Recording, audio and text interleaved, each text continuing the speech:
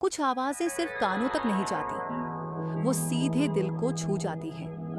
और अभी उन्हीं में न से एक थी जाऊं मोहम्मद छोड़ रफ़ी की आवाज़। कर एक ऐसी आवाज़ जो कि हिंदुस्तान के दिल हर कोने में गूंजती थी, अभी हर जज्बात में भरा ढल जाती थी, चाहे नहीं, दर्द हो अभी या न खुशी, मोहब्बत जाऊं हो या छोड़ विरह। कर कि लेकिन क्या दिल आप जानते अभी हैं, इस सुरों के भरा जादूगर के पीछे नहीं। एक ऐसी कहानी छुपी है जिसमें संघर्ष भी था, समर्पण भी, अभी और एक ऐसी अभी सफलता तो जिसे आई आज हो, भी लोग मिसाल के अभी रूप में अभी याद तो, करते हैं। मोहम्मद रफ़ी का जन्म हुआ था अभी अभी 24 तो दिसंबर आई हो, 1924 को पंजाब बहार के बन कोटला के सुल्तान सिंह गांव छाई में। हो। उनका हवा बचपन किसी जरा शहजादे की तरह महक नहीं, तोले, बल्कि एक आम नजर देसी बच्चे की तरह जरा था, बहक जिसमें न बिजली तोले, थी, न ये रेडियो, शाम और आवाज़ों बहक का रंग तोले सिर्फ महफिलों में जरा, सुनाई देता था।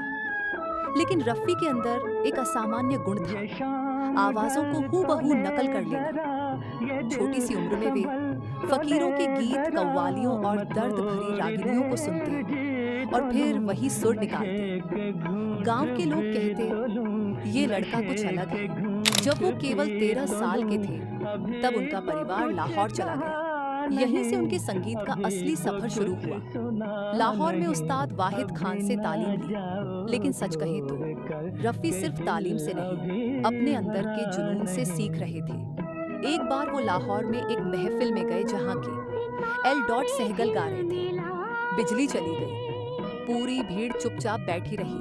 तभी कोई लड़का स्टेज पर चढ़ा और बिना किसी वाद्य यंत्र के सहगल की आवाज में वही गाना दोहरा दिया। वो लड़का कोई और नहीं, मोहम्मद रफ़ी थे।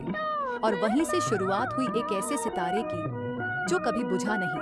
1944 में रफ़ी मुंबई आ गए, सपनों का शहर। लेकिन ये सफर आसान नहीं था। उन्होंने स्ट्रगल किया, छोटे मोटे रोल्स में आवाज दी, स्टूडियो के बाहर इंतजार किया, दरवाजे खटखटाए।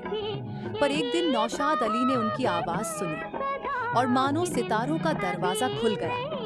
नौशाद ने उन्हें 1946 में अनमोल घड़ी फिल्म में गाने का मौका दिया।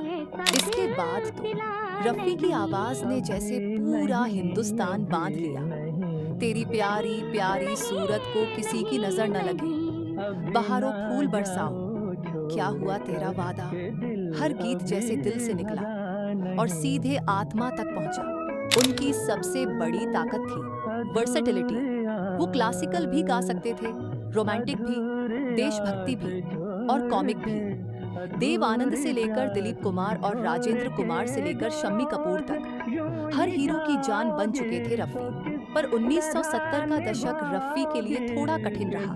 किशोर जिंदगी कुमार का की द्वार शुरू हुआ राह में, और रफ़ी थोड़े पीछे जवां चले गए। दिलों की लेकिन ये एक चाह फेज था। में रफ़ी कई कभी रुके नहीं, मकाम उन्होंने आएंगे मेहनत जारी रखी। जो 1 हमको अगस्त आजमाएंगे। 1980 को दिल का दौरा पड़ने बुलाना से मोहम्मद मानो रफ़ी का निधन हो गया। बात का, पूरे देश ये में शोक छा प्यार गया। है गिला हजारों लोग उनके नहीं। जनाजे में शामिल हुए और शायद ये पहली बार था जब किसी फनकार के जाने पर पूरा हिंदुस्तान चुप हो गया। आज भी हाँ, दिल जब कोई मोहब्बत में अभी होता है, भरा रफ़ी की आवाज़ नहीं। गूंजती है। जब कोई टूटता है, रफ़ी की आवाज़ सहारा देती है।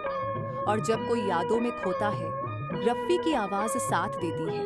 क्योंकि मोहम्मद रफ़ी सिर्फ गायक नहीं थे, वो एक एहसास थे, एक इम्तिहान थे आवाज़ के उस जादू का जो सिर्फ खुदा से मिलता है।